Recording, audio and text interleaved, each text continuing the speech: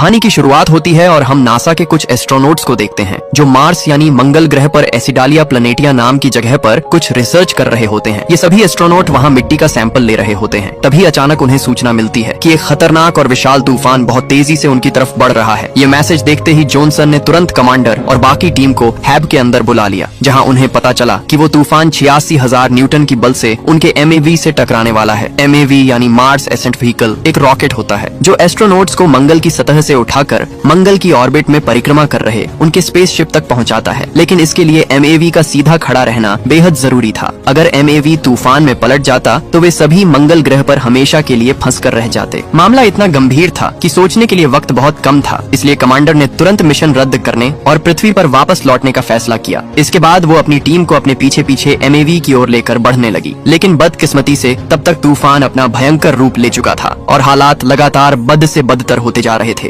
Commander ने जैसे ही हैब का एयरलॉक खोला, उसी क्षण तेज तूफानी हवा का जोरदार झोंका अंदर घुस आया और उनके कदम डगमगा गए। लेकिन कमांडर ने किसी तरह खुद को संभाला और अपनी टीम को साथ लेकर MAV की ओर बढ़ने लगी। वे पांचों अंतरिक्ष यात्री अभी आधे रास्ते ही पहुंचे थे कि तभी मार्क वोटनी नाम के एक एस्ट्रोनॉट से उनके हैब का टूटा हुआ एंटीना आकर जोर से टकरा गया, जिससे मार्क किसी तिनके की तरह हवा में उड़ता हुआ उस भयंकर तूफान में कहीं गुम हो गया। इतने में ही मार्टिनेज को अपने कंप्यूटर पर मार्क के स्पेस शूट से ऑक्सीजन लीक होने का सिग्नल मिला, जिसे देखकर मार्क के साथियों में खलबली मच गई। अगर मार्क के स्पेस सूट की सारी ऑक्सीजन बाहर निकल गई तो वो कुछ ही सेकंड में मारा जाएगा। ये जानने के बाद कमांडर और उसकी टीम अपनी पूरी जान लगाकर मार्क को ढूंढने में जुट गए। लेकिन उस भयंकर तूफान में एक दूसरे को देख पाना भी लगभग नामुमकिन था। वे सिर्फ सिग्नल की मदद से ही एक दूसरे से जुड़े हुए थे और मार्क से तो उनका संपर्क पूरी तरह टूट चुका था। आखिरकार वे मार्क को ढूंढने में नाकाम रहे। उधर दूसरी ओर MAV लगातार झुकता जा रहा था। कुछ पल के लिए कमांडर सन्न रह गई, लेकिन वो जानती थी कि एक के लिए बाकियों की जान दांव पर नहीं लगाई जा सकती। इसलिए बेक ने ये मान लिया कि बिना ऑक्सीजन के मार्क अब तक इस दुनिया से जा चुका होगा। ये सुनकर कमांडर भी आंखों में आंसू लिए MAV पर लौट आई। इससे पहले कि MAV पूरी तरह पलट जाता, कमांडर ने उसे लॉन्च करने का आदेश दे दिया और वे सभी अपने दिल में मार्क की मौत का बोझ लिए पृथ्वी की ओर रवाना हो गए। लेकिन अगली सुबह जब मंगल ग्रह पर आया भयानक तूफान शांत हो जाता है, तब पता चलता है कि मार्क वोटनी अभी भी जिंदा है। उस एंटीना का तार उसके सूट को चीरते हुए उसके शरीर के अंदर घुस गया था, लेकिन खून और उस तार ने मिलकर उसके सूट का प्रेशर स्थिर रखा और ऑक्सीजन को लीक होने से बचा लिया, जिसकी वजह से उसकी जान बच गई। जब उसकी आंख खुलती है तो वो खुद को हैब से बहुत दूर बिल्कुल अकेला पाता है। वो समझ गया था कि बाकी सभी तूफान से बचने के लिए यहाँ से कल रात ही निकल गए होंगे। मार्क ने उस रोड को निकालने की बेवकूफी नहीं की, बल्कि उसे एंटीना डिश से अलग कर दिया और दर्द सहते हुए किसी तरह हैब तक पहुंच गया। हैब के अंदर हवा का दबाव सामान्य था। मार्क ने तुरंत अपना स्पेस सूट उतार कर फेंक दिया और एक झटके में उस रोड को अपने पेट से खींचकर बाहर निकाल दिया। उसकी दर्दनाक चीख पूरे हैब में गूंज उठी, लेकिन एंटीना का एक छोटा टुकड़ा अब भी उसके पेट में फंसा हुआ था।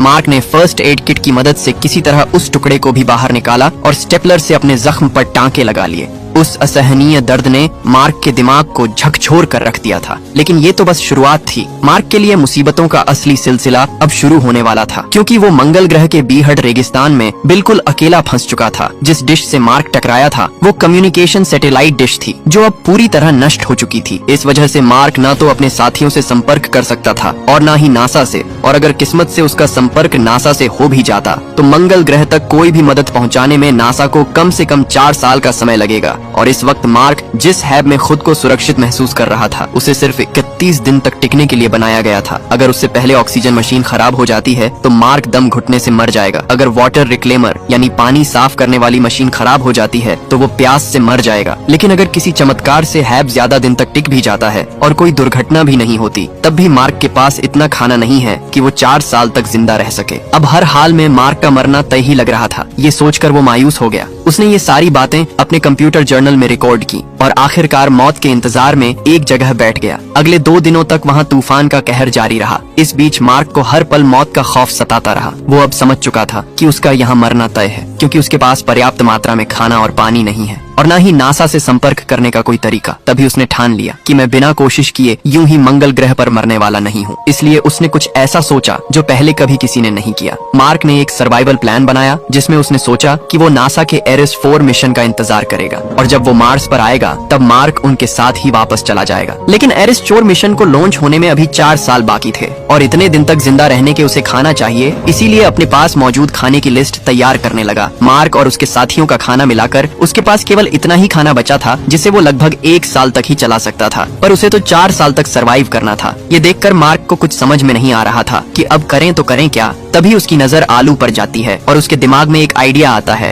इसीलिए वो एक बड़ा फैसला लेता है कि वो मंगल ग्रह की इस बंजर जमीन पर खेती शुरू करेगा। उसके पास कुछ आलू उपलब्ध होते हैं और वो इन्हीं आलू को उगाने का प्लान बनाता है। लेकिन मिट्टी को उपजाऊ और फर्टाइल बनाने के लिए उसे ढेर सारे पानी की जरूरत पड़ने वाली है और मंगल ग्रह पर तो पानी का नामो निशान तक नहीं है। मार्क एक प्रोफेशनल बॉटनिस्ट है, इसीलिए उसे अच्छी तरह पता है कि फसल को उगाने के लिए किन किन चीजों की आवश्यकता पड़ती है। वो अब मंगल पर खेती शुरू करने की पूरी तैयारी में जुट जाता है। वोटनी पहले एक जगह पर ढेर सारी मिट्टी इकट्ठी करता है और उसने उस जगह को खेत जैसी जमीन में बदल दिया। उस जमीन को उपजाऊ बनाने के लिए मार्क ह्यूमन वेस्ट यानी एस्ट्रोनॉट्स का मल ले आया जिसकी बदबू बेहद खतरनाक थी, लेकिन मार्क ने उसे भी सहते हुए उससे खाद तैयार कर ली। फिर उसने आलूओं को 2 टुकड़ों में बांटा और उन्हें खाद के साथ जमीन में बो दिया ताकि वे उग सकें। लेकिन अब उसे पानी तैयार करना था। अच्छी बात ये थी कि मार्क को पता था पानी कैसे बनाया जा सकता है। हाइड्रोजन और ऑक्सीजन को मिलाकर जलाने से पानी बनता है और इस काम को करने के लिए वोटनी के पास जरूरी सारे साधन मौजूद थे। जब वो पहली बार हाइड्रोजन में ऑक्सीजन मिलाता है तो एक जबरदस्त विस्फोट हो जाता है क्योंकि वो कमरे में मौजूद ऑक्सीजन की मात्रा को कैलकुलेट नहीं करता जो उसकी सांसों से लगातार निकलती रहती है। लेकिन अगली बार वो हाइड्रोजन और ऑक्सीजन को सही अनुपात में मिलाकर जलाने में सफल हो जाता है और अब वहाँ पानी बनना शुरू हो जाता है। दरअसल इस प्रक्रिया से वाष्पीकरण होता है जिससे वहाँ पर पानी की छोटी छोटी बूंदें बनने लगती हैं और उसकी मिट्टी को जितने पानी की जरूरत होती है वहाँ पर पानी तैयार हो जाता है और कुछ दिनों के बाद वहाँ पर पहला पौधा अंकुरित होता है जिसे देखकर मार्क को बहुत ज्यादा खुशी मिलती है। वहीं दूसरी तरफ पृथ्वी पर नासा ने मीडिया को ये बता दिया कि मार्क वोटनी अब इस दुनिया में नहीं रहे। पूरी दुनिया में ये खबर आग की तरह फैल गई और उसका अंतिम संस्कार भी कर दिया गया। इसके बाद अगले दिन विंसेंट को दिखाया जाता है जो नासा के कार्यालय पहुंचकर नासा के डायरेक्टर से सैटेलाइट को मिशन एरिस 3 की तरफ मोड़ने को कहते हैं। लेकिन डायरेक्टर टेडी उन्हें ऐसा करने से मना कर देते हैं क्योंकि अगर उन्होंने ऐसा किया तो मार्क वोटनी की लाश पूरी दुनिया के सामने दिखाई पड़ सकती थी।